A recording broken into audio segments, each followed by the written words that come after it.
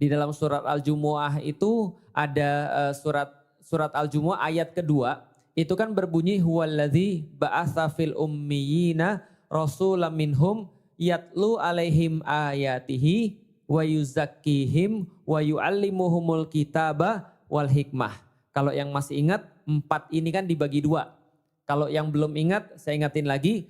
Allah Subhanahu wa taala di dalam surat Al-Jumu'ah itu memakai satu metode perubahan. Yang metode perubahan ini ternyata di tahun 2000-an itu baru dipopulerkan di dalam dunia psikologi. Metode perubahannya adalah metode perubahan 4. Yang pertama, yatlu alaihim ayatihi. Yang kedua adalah wa yuzakkihim wa yu'allimuhumul kitaba wal hikmah. Jadi seolah-olah Allah sampaikan, kami menurunkan kepada kalian Nabi Muhammad. Nabi Muhammad ini cuma melakukan 4 hal. Sehingga kalian itu dari tidak tahu menjadi tahu. Dari kalian itu buruk menjadi baik. Dari tersesat menjadi ditunjuki. Dari orang-orang yang awalnya berada di pinggir neraka, lalu kemudian berada di surga. Jadi kira-kira seperti itu. Artinya ya kita bisa membahas bahwasanya di dalam surat Al-Jumu'ah ini Allah menyampaikan huwallazi adalah Allah yang kemudian menurunkan hambanya. Gitu kan ya, dan agama yang benar. Untuk apa? Untuk melakukan 4 hal. Apa 4 hal ini? Yatlu alaihim ayatihi wa yuzakkihim wa yu'allimuhumul kitaba wal hikmah. Apa 4 ini? Pertama, mengajarkan pada manusia cara untuk menyadari keberadaan Allah.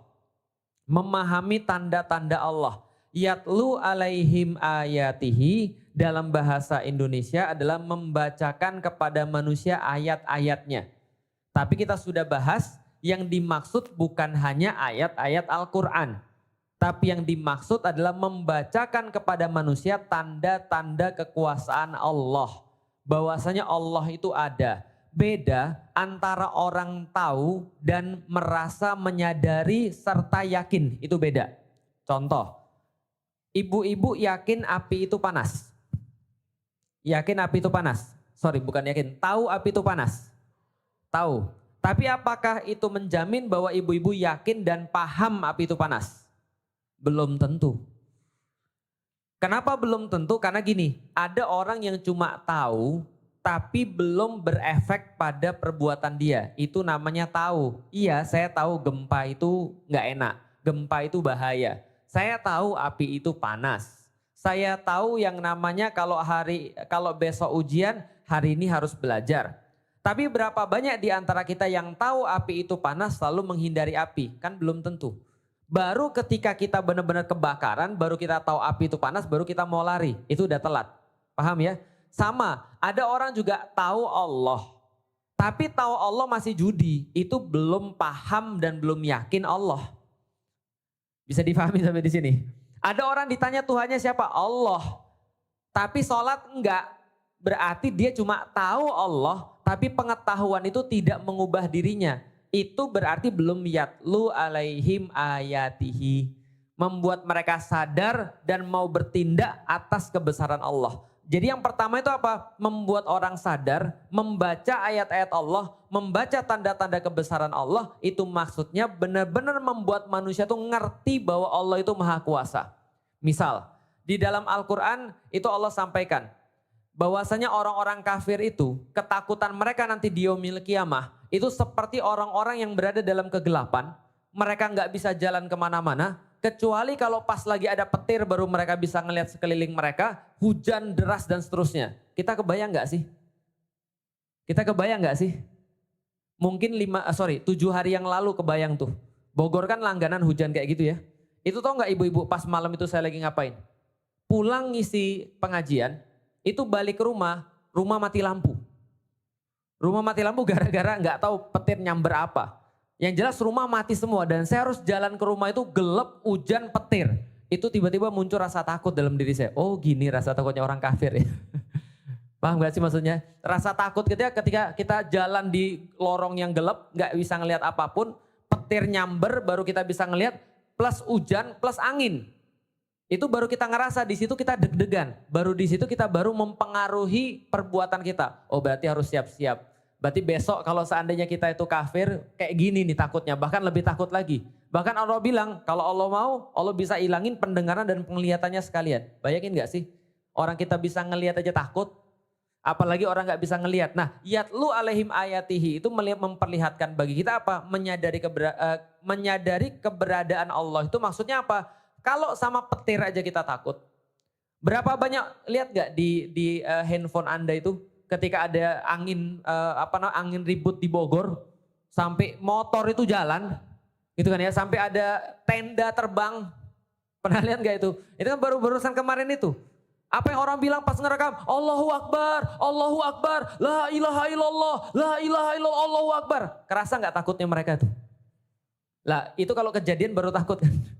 Baru kemudian ketika ada muncul perasaan kayak tadi, baru mereka benar-benar ngerasa. Itu baru ciptaan Allah.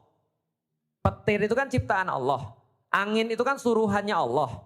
Ya kan ya? Air itu kan suruhannya Allah. Itu baru ciptaannya. Belum ketemu yang nyiptain. Paham gak maksudnya? Maka kalau ada orang itu menganggap remeh Allah, berarti dia belum yatlu alaihim ayatihi. Makanya kalau saatnya kita melihat kayak gitu, orang kalau ngelihat sesuatu yang mengerikan bagi dia, otomatis kalau dia masih punya dikit iman, pasti nyebutnya adalah Allah. La ilaha illallah, Allahu Akbar, la ilaha illallah. Kan gitu kan ya? Gak ada yang nyebut yang lain kan ya? Gak ada yang nyebut misalnya idolanya gak ada kan ya? Song Joong Ki misalnya atau siapa itu gak pernah kan ya? Lah kenapa? Karena yang dia sebut pasti Allah. Minimal ketika dia ngelihat takut, dia pasti mau sujud, dia pasti mau sholat. Kenapa? Karena dia mau ibadah. Pertanyaannya begitu. Pertanyaan adalah apakah cuma ketika kejadian lihat petir, lihat angin, atau lihat apa, itu kita baru menyadari keberadaan Allah.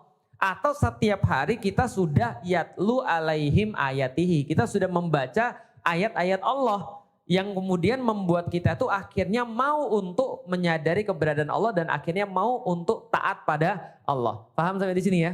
Yatlu alaihim ayatihi wa yuzakkihim. Wa yuzakkihim itu apa? Kita melatih perasaan kita.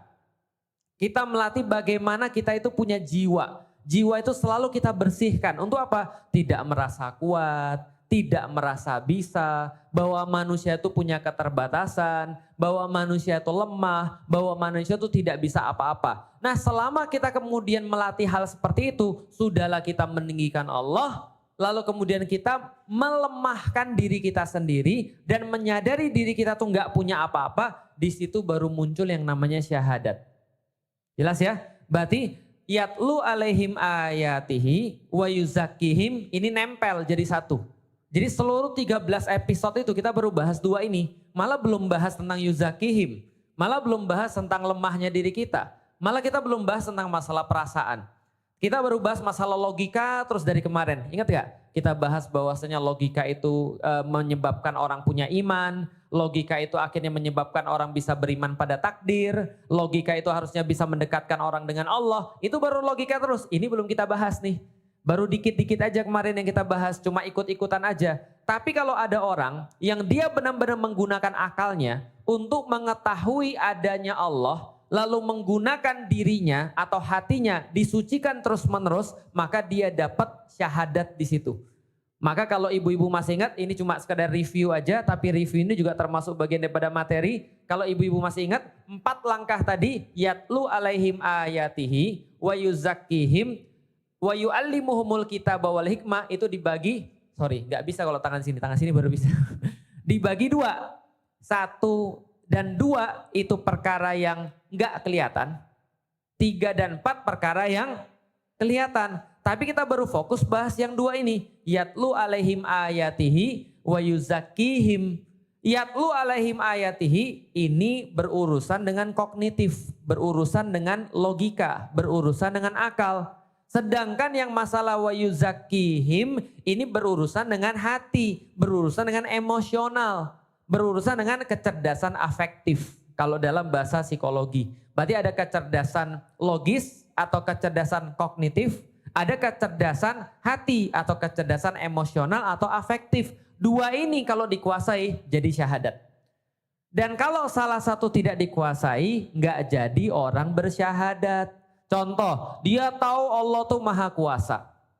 Dia tahu Allah tuh maha hebat, maha menguasai, yang menciptakan petir, angin ribut, hujan dan segala macam, yang memang membuat dia tuh terpesona. Tapi dia merasa juga hebat. Iya sih, Allah itu maha hebat, tapi manusia juga hebat. Allah bisa nyiptain petir, manusia juga bisa nyiptain petir. Allah bisa nyiptain angin ribut, manusia juga bisa. Gempa, sekarang manusia juga bisa buat gempa. Gak bakal bersyahadat dia. Ataupun ketika bersyahadat dia nggak ngefek. Kenapa? Karena syahadat itu adalah pernyataan atau pengakuan, ya Allah saya nggak punya apa-apa, saya nggak bisa apa-apa, dan saya nggak tahu apa-apa, engkau yang maha tahu. Baru muncul namanya asyhadu an la ilaha illallah. Ya Allah benar-benar nggak ada Tuhan selain engkau. Nggak ada yang berkuasa selain engkau. Nggak ada yang berhak untuk diibadahi selain engkau. Tapi kalau dia merasa dirinya hebat, maka nggak terjadi hal seperti itu. Kenapa? Karena ternyata dia menjadikan dirinya sendiri sebagai Tuhan. Banyak orang ngaku Allah sebagai Tuhan, tapi masih punya Tuhan yang lain. Saya dipahami Ibu sekalian. Kadang-kadang Tuhannya harta, kadang-kadang Tuhannya dirinya sendiri, kadang-kadang Tuhannya netizen. Sekarang zaman sekarang Tuhannya netizen ini, yang mana yang paling banyak like-nya itu yang benar. Emang begitu? Itu kemarin ada orang yang selingkuh, like-nya banyak. Buktinya dia like-nya banyak Ustadz. Lah bukan begitu, kalau Anda menjadikan like sebagai penentu Anda benar atau salah, berarti Anda sudah menjadikan netizen sebagai Tuhan. Sudah menjadikan orang-orang sebagai penentu. Ustadz saya tuh merasa khawatir. Kenapa khawatir? Postingan saya tuh banyak yang gak suka. Loh Anda itu posting gara-gara siapa? Kalau Anda posting gara-gara netizen, Anda akan sedih ketika orang gak suka.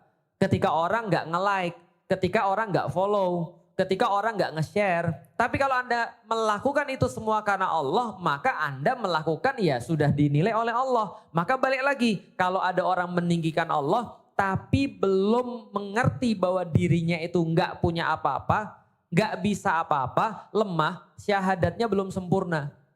Akan tetapi sebaliknya, kalau ada orang tahu dia lemah banget, tapi gak mengerti kekuasaan Allah, itulah jadi orang-orang yang kayak di barat itu. Mereka baik, mereka suka bantu orang karena mereka merasa diri mereka lemah. Kita tuh nggak bisa hidup sendiri, kita terus bantu orang, kita tuh lemah, nggak bisa apa-apa, maka kita perlu orang lain. Tapi dia nggak nyembah Allah. Bisa dipahami teman sekalian. Maka perlu dua hal supaya syahadat kita tuh menjadi sempurna. Kenapa? Karena yatlu alaihim ayatihi wa yuzakkihim itu satu paket.